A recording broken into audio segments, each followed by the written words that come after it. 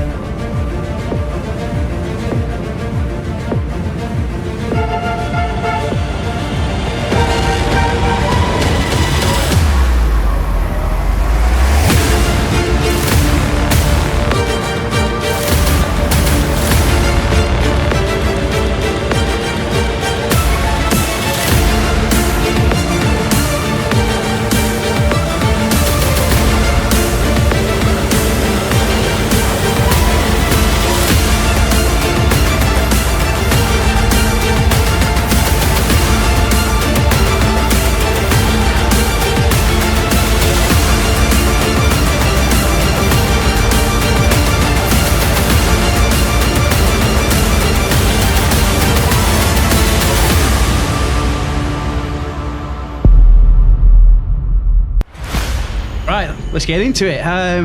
Matt, I suppose, first place to start, I've got a true Rugby League outsider on the show today. I think we dig into your story a little bit. So, originally from Birmingham, a director at Widnes Vikings Rugby League. Talk to me, how did that come about? I know they shouldn't really go together, should they? But my dad is from Widnes, born and bred in Widnes. And then he met my mum, who's from Birmingham, moved down to Birmingham to live with her. They've been married for 40 odd years. And then I've watched Widnes ever since probably 1999 when my dad took me to my first game. He watched Widnes week in, week out, and then just got the hook for it and just done ever since. We've been watching them home and away. So you become a lifelong Widnes fan. How did you end up becoming an actual director of the club then? Good question. We were going through a bit of turmoil. In between, we had a couple of coaches, and some of them went, some of them left. We weren't doing particularly well. And I remember I was sat at a game in the stand, and we were getting heavily beaten by Sheffield. And I sat in there, and weren't really many fans, weren't really performing on the pitch. And I thought, I can't accept mediocrity. I want to make a change. So I remember when we announced our chairman and CEO, Stuart, he put something on the bottom saying, anyone who's interested in investing, please reach out. So I work in London a lot, and I thought I won't do an emotional email straight after the game, because that's maybe a silly thing to do. So I was on the train to London the next day, and I typed out an email and thought, if I still feel the same then I'm going to send it. So I sent it to him, and then the rest is history, I suppose. So, Mark, I suppose, being a lifelong Widnes fan, you got questions for Matt that you don't want to throw in there to start off with? Well, the thing is, you're a fan first and foremost. I mean, you've been supporting Widnes pretty much all your life. But now, do you see things differently through a director's point of view of the club, or are you just still a fan, or like willing to give it all on the terraces, or do you take a step back and think, well, actually? It's a very, very difficult line. So one of the first things I said to Stuart when I was speaking to him is that I don't want to lose the passion of being a fan, because ultimately that's why I go.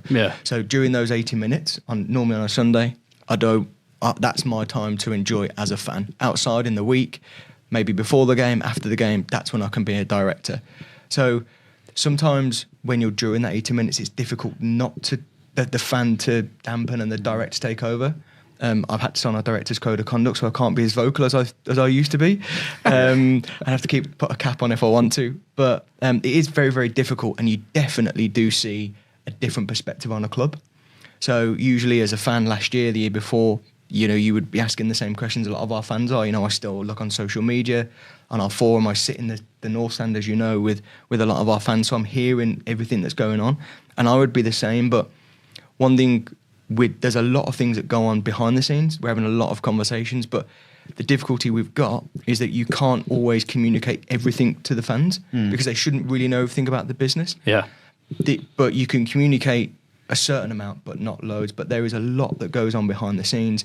We don't have a lot of staff. We have a small amount of staff, like most championship clubs would do, especially our players being part-time.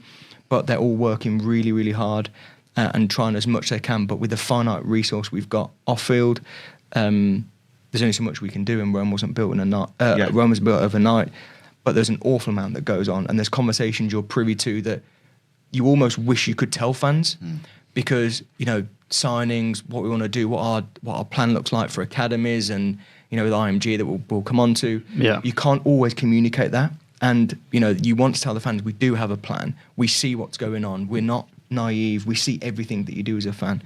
You just can't communicate. You just have to find the right time to communicate that to them. Yeah, I mean, as some people might know, I referee in a community game down in the Midlands. And before I became a referee, I was a player. And during the game, we'd be like, oh, come on, ref, come on. I'd be appealing, just like you do, Karl, all the time. It's not true. All right. But since become a referee, you see things through a different pair of spectacles. And when I'm now watching Witness or any rugby on the telly, I'm looking at the referee and what they're doing, I'm looking from their perspective. And like when I'm at the matches with my brother, I'm like, he's like having a go, and I'm like, yeah, but the referee did that for that reason. And so you see things from a different point of view, and sometimes you're thinking, yeah, but actually you've got to be reserved, haven't you? Absolutely, and you can't let emotion take over. That's what's good in my situation, a bit like the game yesterday. There's a lot of emotion behind that game for a number of reasons, and you can come away from that. And you don't necessarily, as a board, you can't make emotive decisions. You have to make logical decisions, smart decisions, not let emotion rule that. In any business, right? In the business that I do outside of being a director for Witness, you have to make logical decisions and not let emotion take over, and then naturally become a point. You can listen to your fans, but not all the time. That's what's difficult. And also, one thing it does, being a director, it absolutely highlights the respect you have for other directors. It really, really isn't easy running a championship part-time club. It really, really is difficult. And that you have a lot of respect for your other fellow directors on the board, because we have 5 or 6 and we're all a team. We all bring different strengths and different qualities. But then likewise, other boards and directors of people in the championship, some have got more funds than we have and the luxury of having more staff. Some are, people like Hunza, for example, who just come up. You see the work that they put in. They must be working all hours, and the respect you have for them increases massively. I think everyone wants to be in Super League, Karl. Witness want to be in Super League. In Super League, you've got like people who are millionaires investing in the club, and you've got all these businessmen. But what you get in the Championship, you possibly agree that every person is involved. They're doing it because they're a fan, not because they're a multi-millionaire that just want to shove a bit of money into a club. They're doing it because they want their team to progress. Matt, you spoke about the Directors' Code of Conduct there. Is this a Directors' Code of Conduct at Witness, or is this in Rugby League in general, a Directors' Code of Conduct? No, so we have one at Witness, and then there are courses that we have to do for the RFL. So they're pretty similar. You think you can't abuse an official, and you have to be careful what you say. And then more specific to, that's more RFL. When you go towards the club, it's around what are you discussing, in which forum are you discussing it in. If you're in a boardroom or you're outside a boardroom, who's listening to what conversations, confidentiality, a lot of that stuff is more Witness related, but the more RFL ones is around respectful for all RFL officials who turn up, whether that's Nigel Wood, who came to our Toulouse game, or whether that's the match commissioner, whether that's the referees and the officials. So that's more of an RFL thing. Right, I'm gonna say I haven't seen you on Sky TV yet with a banging a drum in background or anything like that. Thankfully, the TV was not in Championship. Yeah, maybe we'll get onto that in a bit. Look, there's lots of questions I've got for you, specifically, especially around like IMG and this restructure that we may or may not take place next year. So I'll probably ask you them as we go through the rest of the episode. So I think we'll move on to Tackle 2, and Tackle 2 is talking all about the York Knights. Now, the York Knights, you would say favourites to go up into Super League next year, top of the shop, doing everything right. Have signed Paul Vaughan, marks a real statement of intent. Mark, what are your thoughts on York at the minute? Well, do you remember the start of the season or just before the start of the season when we did a podcast and we were looking at where clubs might be, and we thought York might be one of the top 4, as long as they didn't have a howler of a start to the season like they did last year.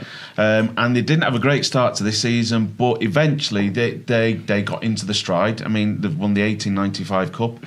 They've now won 10 championship games on the bounce. They are the form team. So if anyone, when we're looking at who should be in Super League, does look outside of York, it's like what they're talking about, because they've got everything going for them. Like you say, Paul Vaughan, I don't know if they have actually signed him, but I know last week they rumours out there. There was strong rumours, and rumours, that's the intent they've got. As long as they can sort your shorts out. It's for me. It's not. Is it going to be Bradford and Toulouse? It's going to be who's going to be going up there with York. Matt, just talking about York, do you pay much attention to what other sides are doing? Do you look at certain clubs and think, that's the standards our club needs to be hitting, or are you mainly focused in-house on what you guys are doing? A little bit of both, Carl. So we focus on us and our IMG score and where we can improve on that, because everyone's probably improving their IMG score, especially if Super League goes to 14 teams, as we'll probably discuss later. But we also have to look at what other people are doing. I think for York, they're on field the best team in the Championship. Absolutely. I've seen everybody. Maybe haven't seen Toulouse at their best, but I would say comfortably they're the best team I've seen on there. And off field as well, I think they're doing a lot of good things. I think they're in a area of the country that's not really been tapped into. I think you can see as a place that people enjoy going to as well. It's a big city with some good transport links, and they've also hosted the Challenge Cup semi-final. I think they did a pretty good version of that. Their stadium is probably not too big where it would feel they'd feel quite small in there, but enough where if you fill it, it can make a good atmosphere. So I think they're doing. I think I agree with Mark. I think I could see them in Super League. I think they would offer a lot to Super League.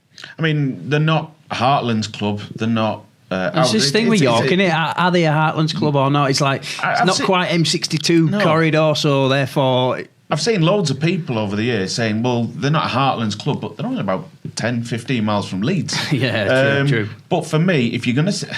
I mean, we both want witnessing Super League eventually, but absolutely. If we put that to one side, York have got everything going for them. They've got that lovely stadium that's not too big. So if they get into Super League, they'll have the fans, they'll have an increase in fans to generate the atmosphere. They've got... Their owner is a person with a lot of business acumen.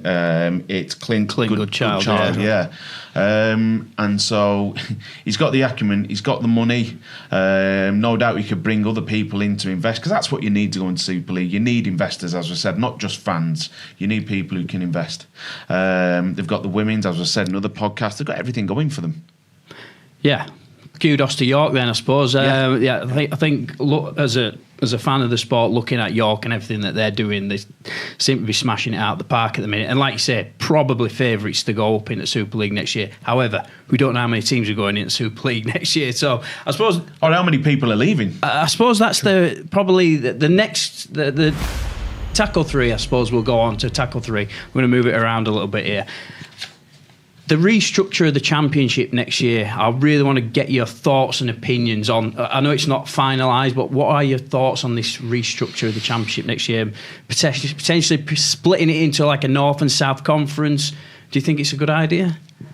I don't think it's a good idea. No, I don't think it's a good idea. I don't think that the East and West would work, or whatever they're calling it. I don't think that would work. I think there's some good merit. Some of the good away days we do in Toulouse and in London. I think that's needed in the Championship. I don't think those teams, particularly London, are probably quite ready for Super League, but I think they add a lot to the Championship. And I quite like the idea that it should go on merit rather than region. And I think that's what I would like to see. Keep the Championship as it is, and then don't necessarily regionalise it. Yeah, have it in merit and something to play for. That's what I would say. I suppose if you look at the Championship this year, well, not just this year actually, the last 4 or 5 years, I'd say you look at the Championship. It's actually, if you're a fan of a Championship club, it's actually a more exciting league than the Super League, because the Super League's very much you've got a big five, haven't you now? And we've seen a bit of change this year, but generally you've got 5 teams who are bossing the league, and the rest of the teams don't have that much to play for. Championship's completely different. It's a really exciting division. And at the minute, I've referenced you guys, Widnes, not long ago. You're sat, where are you sat? You're sat in 9th position, so you're 1 point above, couple of points above playing in that bottom 4. But at the same time, you can still get into the mix for the playoffs. That's how close the Championship is at the minute. And it's just it's such an exciting league. Absolutely, I think it's the closest Championship league I can remember, and I think it helps that we had Wakefield last year who went and did it, and then the year before that, Lee were always going to win it. It was almost how much they're going to win it by every game, and the Championship now it's become a lot more competitive, and you see there are a lot of clubs spending a similar amount of money, and that's what's making it competitive. And I think we turn up as as Widnes fans particularly, that we turn up and, sometimes you go into a game and think, oh, we'll definitely lose that or we'll definitely win that. Now you just don't really know, and you have to be on your game, every single minute of every single game, and you'll get turned over. We went to Hunslet at the this year twice, and they gave us a really good, really, really tough game. Yeah. I think they've won 1 or 2 games, so there are no easy games in the Championship, and that's why it's become so competitive. And I think then it brings the standard of players up, and I think the level of Championship has got better. Do you remember when we did the first podcast of the season and we're trying to explain how it's going to work? You got your top 6 and your bottom 4 that will play off against the League One top 4 and so on and so on.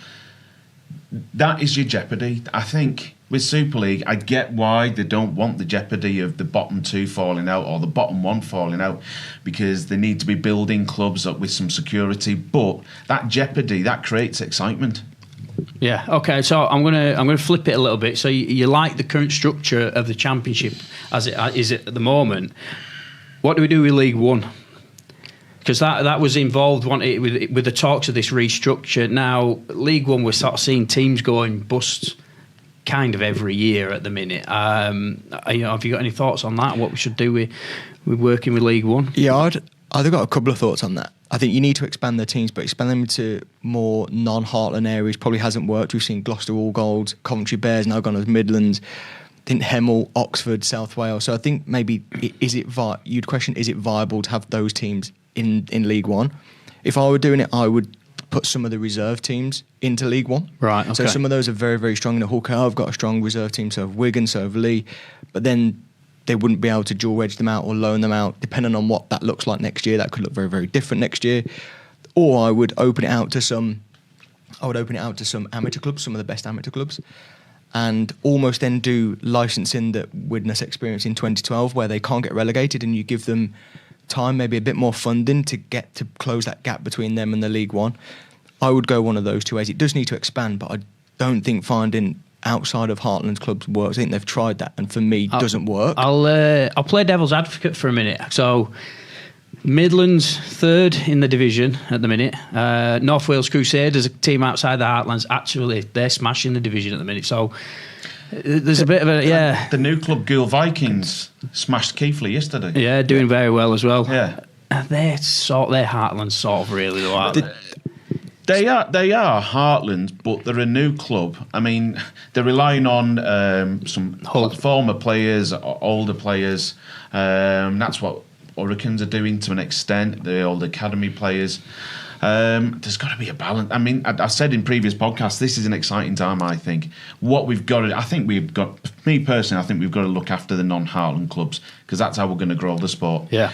Having a team out in Cornwall, that was fantastic, but actually it didn't work. It was a bit too far, wasn't it? Yeah. Let's be realistic. Yeah. The cost of travel Yeah. to Cornwall for most of these part-time clubs was just ridiculous. Workington to Cornwall, Whitehaven to Cornwall. Newcastle to Cornwall. yeah, just not needed. I mean, you talk about Midlands, I accept your point, and I want to see, more than anyone, I want to see Heartlands clubs, or outside of Heartlands clubs, in League One and in Championship and Super League, because I love the sport of rugby league. I want people here to see it for what it is. It's a brilliant sport, and trying to explain why it's as good as rugby union. And everyone goes, "Oh, you don't know what you're talking about."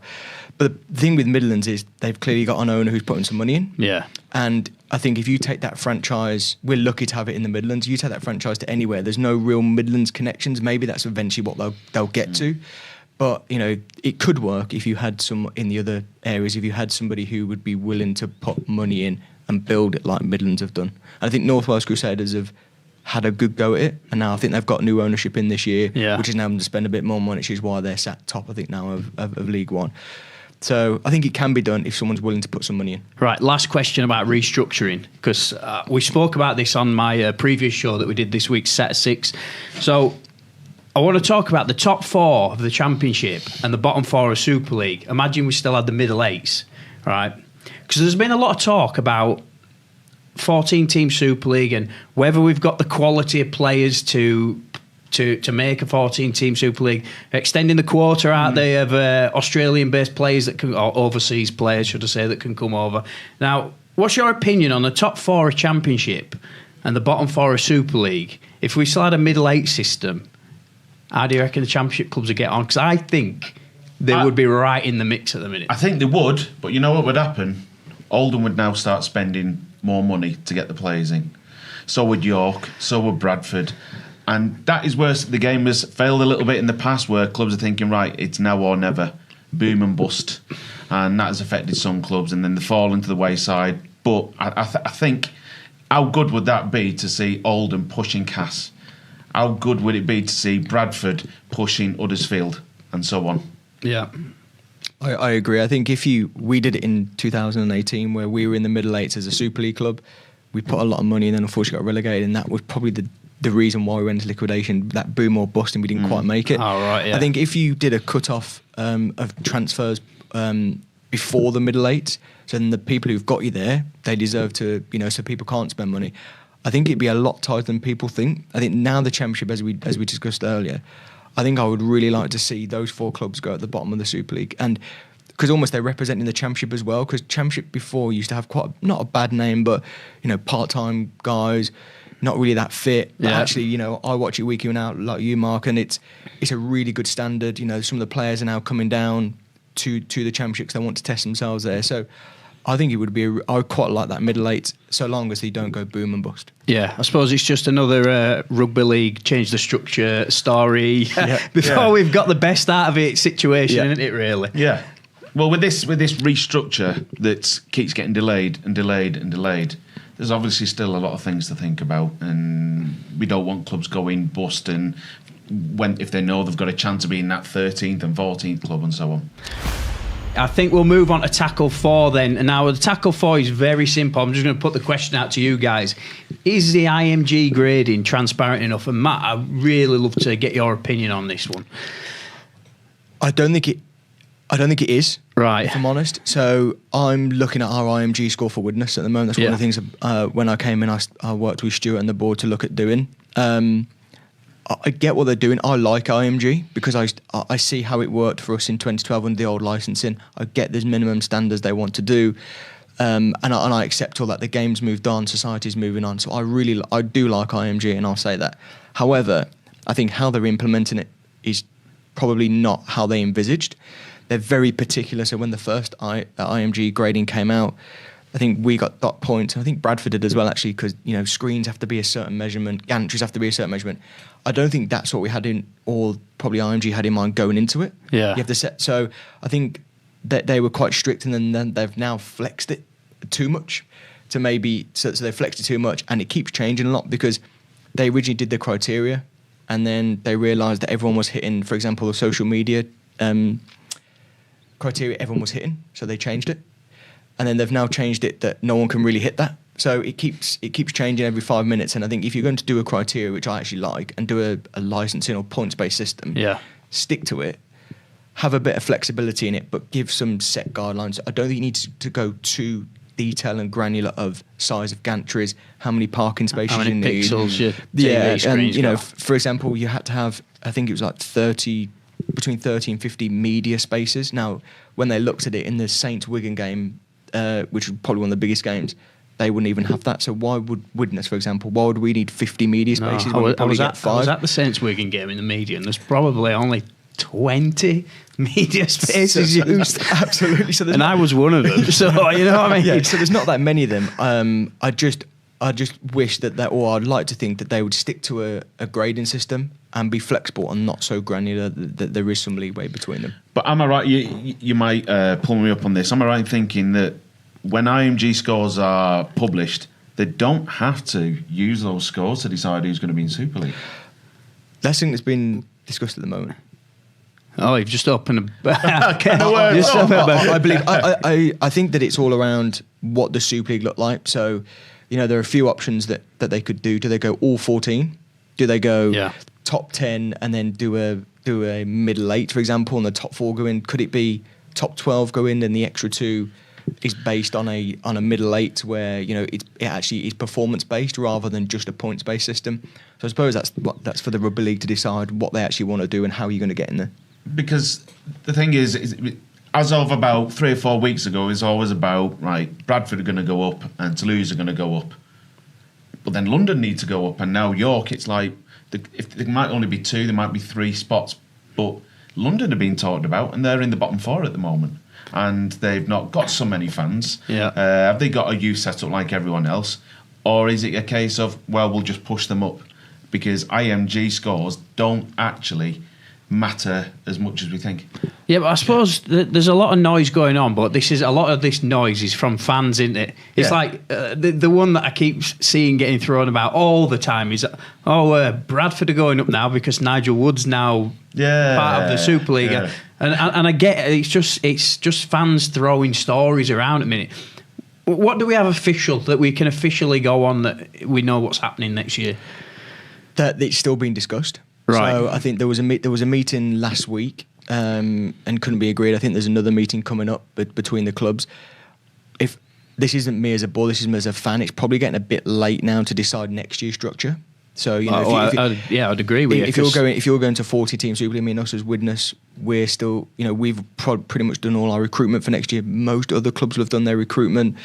People who are going up from the Championship, if there are any, will have to look at their off-field staff. So I think if you decide this late in the day for next year, then I think it puts the clubs potentially going up on the back foot.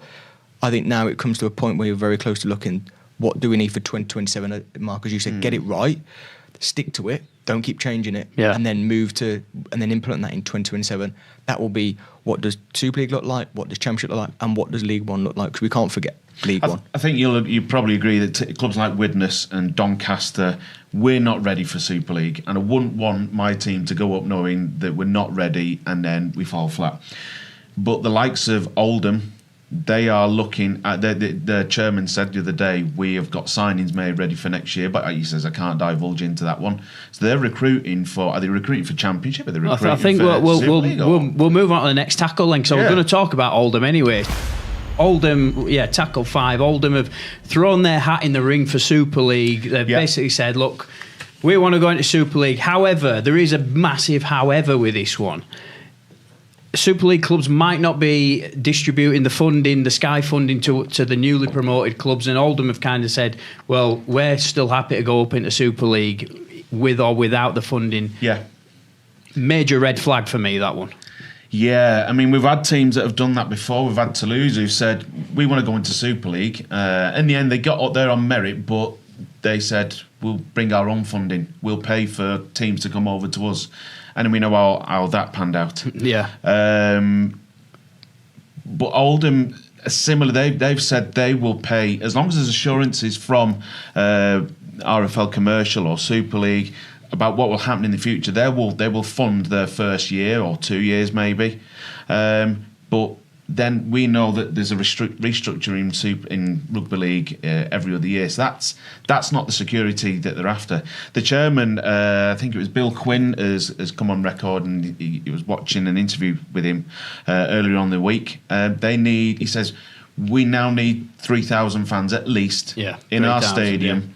It's obviously they're struggling a bit with their fans. They're trying to get everything else in place, but the chairman's saying, look, we're doing everything else now. Everyone else needs to help us. So have they got the credentials you need to go into Super League and succeed? When Mr. Lee Leopard's Derek Beaumont, when Lee went into Super League, they had the fan base, but he'd already grown that over a few years with the things he was putting in place. He's put the funding in while they're in Super League, and he keeps doing it with the Super League funding. Do you get what I'm saying? Yeah. But the Oldham chairman, he wants assurances that they're going to get helped out with this. So I'm not sure how healthy that is for Super League. Throwing my opinion in the ring, I don't think that's healthy at all. I think that there needs to be a TV deal in place that can accommodate the number of clubs that we've got in Super League now. That obviously is going to be negotiated. We're due a new TV deal, aren't we? I'm right in thinking that, aren't we? So I think that's where it's coming from. It's like, right, we'll fund maybe 1 or 2 years in Super League, and then when the next TV deal comes around, it's going to be based on 14 teams. But I think that's one of the reasons getting Nigel Wood back involved, because he can negotiate that TV deal. Yeah, I think it's a really risky. I agree with you, Carl. I think it's really risky that we don't know what that looks like in 2 years' time. Yeah. Is IMG still around? Is there still a point system? Probably, the game is changing, quite a lot. So it's difficult to want assurances for what it looks like in 2 years. And also, I think you're right what you're saying, Mark, about getting 3,000 fans. They don't get that at the moment. And I think it's really risky. And you go back to the boom or bust. And I agree with what you said about Derek, is that, if they had someone like Derek, but a lot of that has come from, he's done the rebrand, and ultimately that's what's propelled Lee. That rebrand that he's done has been very successful. I think I would like to see Oldham. I like to see Oldham succeed. I think it's great that club's now resurging after been out for a while, but I think that's quite risky. Yeah, I think with Oldham, they are doing everything right out there. Looking from the outside, looking in, and I'm quite fond of what Oldham are doing actually at the minute. But yeah, they don't look Super League ready to me, and I think that is crowd numbers. But that's going to take a lot of years. I think it takes a lot of trust has been broken, I think, with the fans, and you've almost lost an entire generation of Oldham fans. They just stopped watching them because obviously they had the early years when. In the 80s, they were great, weren't they? Yeah. They're in the early days of Super League. They were getting decent crowds of Super League. They dropped out of Super League, and then all of a sudden, there's been the big void for Oldham for years and years. And now they are back competing and being successful again. I think because that fan base has been lost in the middle, I think it's going to take a long time to build it up. I agree. Going to go back to Widnes when Steve O'Connor took over. Do you know every time we mention Widnes, going to put a pound in the in the box? I'm only joking. I'm bust. I'm only joking. We're doing well this week.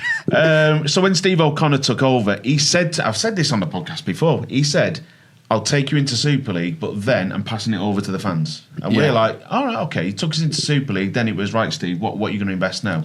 And he stuck to his word. He disappeared after a few years, didn't he? After being in Super League, and then things fell flat for us because you need that Derek Bowman, you need a McManus, and so on. And for the Oldham chairman to say in his for what he said recently that I'll fund us, but I need assurances. Well, we know in Rugby League, unfortunately, they can't offer the assurances that we need. For me, it's a bit of panic. We need the 14 teams. That's why they've opened up the overseas quota to entice more players in. But it doesn't feel right. Yeah, and I think you make a good point, Karl, on the fans. When we were there 2 weeks ago, and traditionally their fans are quite an older demographic, so they've lost that core group. And very similar to Widnes. Actually, you go to Widnes now, we're starting to get some younger fans in, but they've lost that core group of fans that will take them, and that will take them forward. I think that will take quite a while to get back. And if he's reliant on getting those people in instantly, that's quite risky. And then you get down to how much money is he going to be putting in? When does it run out? Then they've got issues. Then they could end up getting into the Salford situation that nobody wants to see, where players' livelihood, can't be paid, and people having to move, and RFL bailing them out. So we definitely don't want to see that again. Yeah, right. So all the conversations we're having at the minute, they all seem to be around restructuring, don't they? And I suppose that's the massive question that's on the table at the minute. So Matt, I want to go back to you again. The Rugby League restructure that's taken place, there's been a little bit of fallout. We've had new directors come in, and Nigel Woods is now RFL commercial now, isn't he? Or is he back with the... I can't remember. I'm losing track of it myself. What were Widnes's view on the restructure, or the restructuring and the governing body and things like that? Or can you not say? I spoke to... we had Andy Maisie on a few weeks back from Rochdale Hornets, and he was very much of... His opinion was like, we needed to make some changes. The sport wasn't going in the right direction. I'm just interested to see what your guys' take on it was. I think certainly mine personally perspective is very similar to Andy's, where I think we needed direction. Nigel's come in and looking at the TV deal. I think we just needed something. It was just plateauing a little bit. Right. And we need someone to take and say, this is what's going to happen, give them a bit of direction. And I think there's been a lot of change. And I think, with the change in the governing bodies and what the structure like, I think it's all really linked. We brought IMG in, then it hasn't quite, as I just said, it hasn't quite worked of how they probably envisaged it. So they probably want, someone like Nigel coming who's got experience, knows it inside and out, to come in and move that forward. In terms of us as Widnes, it almost is what it is. We don't, Championship clubs don't have as much influence in a vote as Super League clubs naturally. Yeah. But I think we just have to look at ourselves and let that just take care of itself, and then look at the criteria. We do have, although Mark said, I know what you mean by we're probably not ready for Super League, but we have ambitions to get to Super League. We've got a plan. We've got a plan to do it. We want to be sustainable, right? We can't have where Stephen O'Connor comes in and someone's pumping money and then he goes, I'm out, and then you go into liquidation. We can't have that. But we're just looking at what is it now. We're business planning. We've got 4 different plans because we don't know what next year looks like. We don't know what the year after looks like. So we're looking now. We've planned 4 different scenarios for next year. That's quite difficult. But in terms of the governing body and structure, almost it is what it is. We can't change it, and we just have to try and see what can we do as Widnes to get up there. And in having those conversations, when they're talking about Super League with York, with Toulouse, with Bradford, why can't we be in there as well as London? I know we've got some way to go. We're not naive to think that, but we certainly want to be in those conversations. I know we're probably talking a bit too many politics here, but do you think the Super League clubs have a bit too much power in all of this? Or do you agree with the structure? That's a tough question. I think they do have power. Some of it is probably warranted, some of it's maybe not because they bring the money for the TV deal, right? And that's what people watch. But I think it comes back to my political answer is that we can't change as Championship clubs. We can't change it, and that's how it's going to be. Super League clubs will always rule. If we win Super League, we would probably want a say more, or any club would want a say more over the Championship.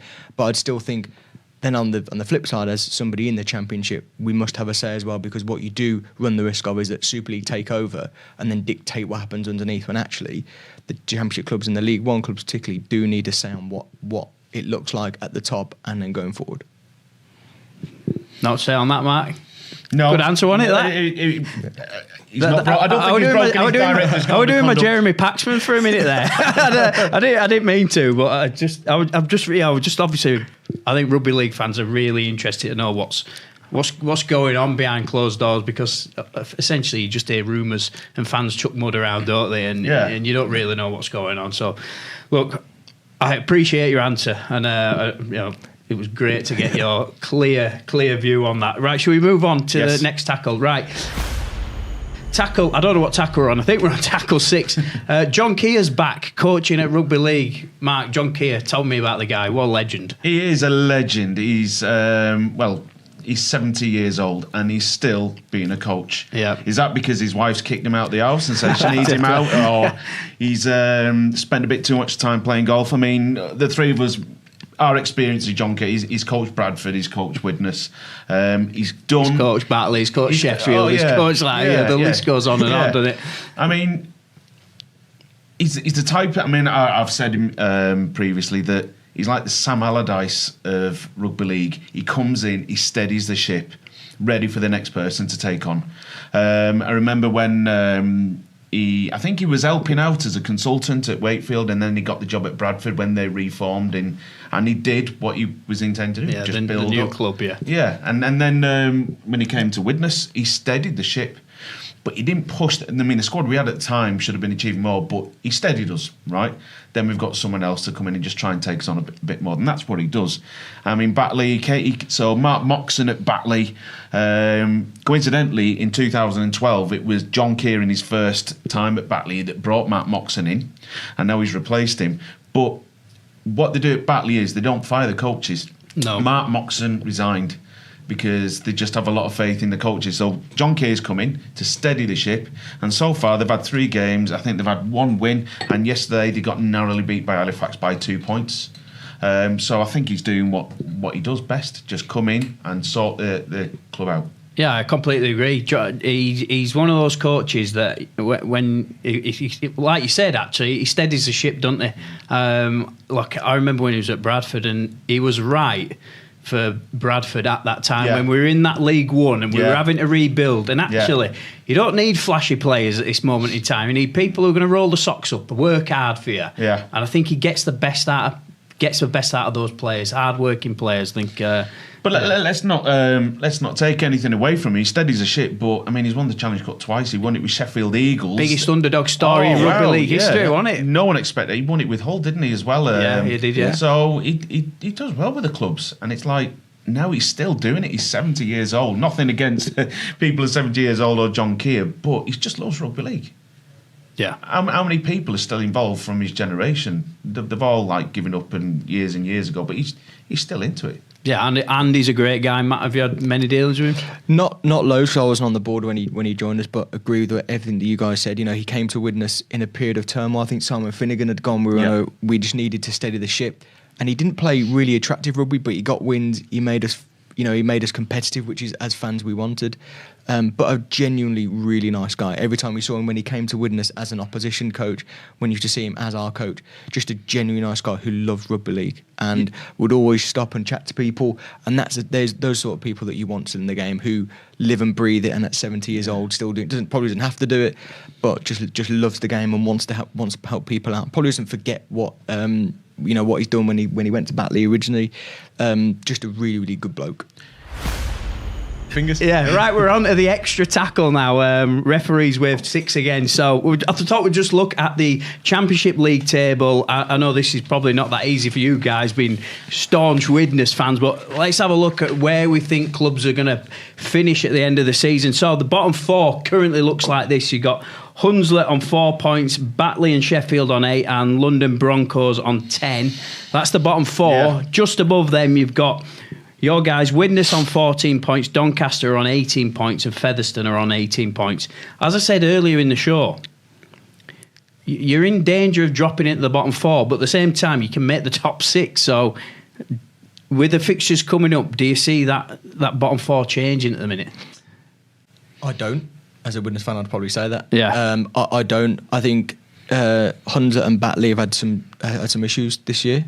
And I think Sheffield have struggled. Craig Lingard's gone in there, and I think he's found it quite difficult. They had some off-field stuff which was well documented, and I think that's not really helped. They've got a good squad on paper, but I just don't think it's quite clicked. And we've got them not next week, the week after. So, be interested to see how we go against them. In terms of us, we've got we've got an okay running. We've got teams in and around us, so we don't want to get dragged into that bottom 4. And we need to be beating those teams. We've got some tricky teams. We've got Bradford next week. Then we're always a good side. We go to Barrow away. They've really, really excelled this year, and they look a really, really good side, especially at home. Then we go to Featherstone away, who, I think they had a tough start to the year, but one of the more impressive teams that I've seen down at Widnes up there. A really, really well drilled side under Paul Cook. So I would like to say that we would be pushing for that 6th place. Yeah. I think it's a struggle to probably get 5th or 6th really. We struggle to get into that top 4 now, but we need to go on a pretty good run. Right, looking at top 6 then. Barrow in 6th place at the minute, and Halifax both with 19 points. Now you got Oldham in 4th with 22 points, Bradford with 24 points, Toulouse and York sit top of the shop with 26 points. Can you see, well, I know you guys are got aspirations again in that 6. Can you see any movement there? I know Barrow have started slipping. Yeah. Featherstone are doing really well at the minute, aren't they? Can you see Featherstone jumping in to the top 6?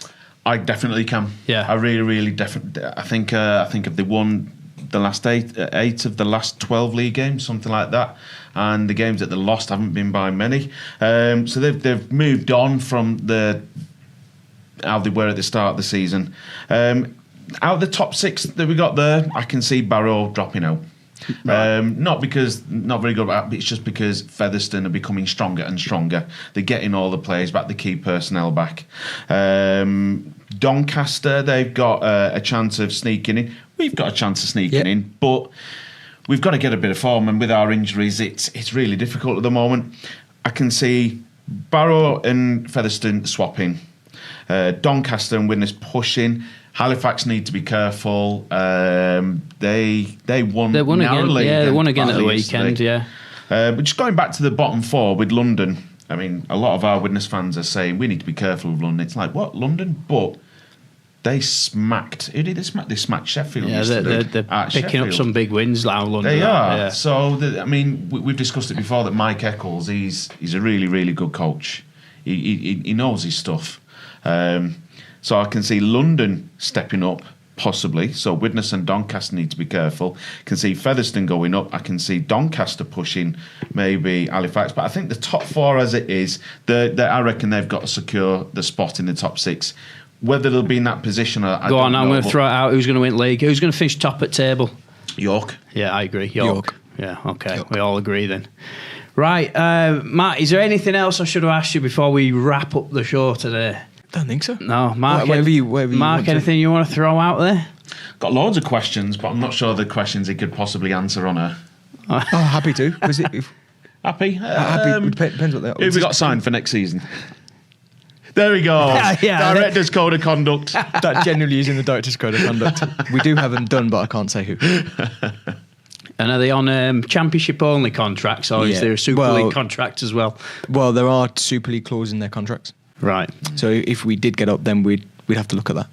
But most of our players are part-time and financially are better off part-time. Right. So then you've got to try and convince them to go and play Super League. Some of them are towards the twilight of their career where it probably wouldn't work out for them. Yeah. They probably would feel they don't want to. It's those challenges that's why we've got so many plans at the moment. Right, well, gents, it's been an absolute pleasure. Mark, thank you for joining me again as Championship expert. And Matt, it's been an absolute pleasure having a true Rugby League outsider in the studio from Birmingham that's a director at Widnes. I never thought I'd be saying that, to be honest with you, but it's an absolute pleasure. Thanks for joining me. Thank you. Thanks, gents. Cheers.